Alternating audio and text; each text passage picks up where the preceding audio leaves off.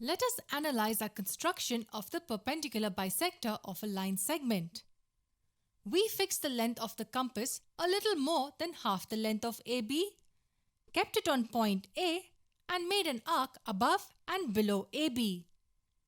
With the same compass length, we keep the compass on point B and make two arcs which intersect the previous two arcs. Let's call this point P. Why do we say that this line is the perpendicular bisector of segment AB? Let's call these points C and D.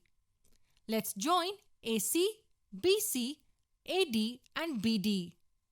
There are two things we need to prove. First, AP is equal to BP, and second, this angle is a right angle. If we are able to prove these two things, we can say that line CD is the perpendicular bisector.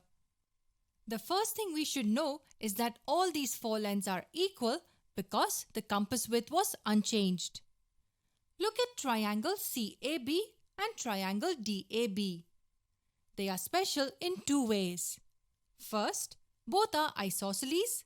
It means that the pair of base angles in both triangles are congruent. And second, both are congruent by the SSS condition, side, side and side. So angle CAB will be congruent to angle DAB as they are corresponding angles of congruent triangles. And angle CBA is congruent to angle DBA as they are corresponding angles too.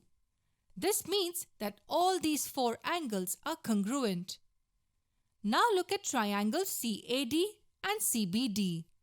In a similar way, they are isosceles and congruent by the SSS condition. It means these four angles will be congruent. In the final step, look at these four triangles: CAP, CBP, DAP and DBP. All these four triangles are congruent by the ASA condition.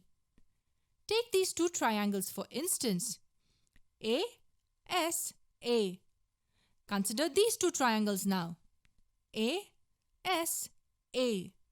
As these two triangles are congruent, AP will equal BP as their corresponding sides. And these four angles are congruent as all the four triangles are congruent. All four together add up to 360 degrees. So each one has to be 90 degrees. And that is why we can say that this line is a perpendicular bisector of segment AB.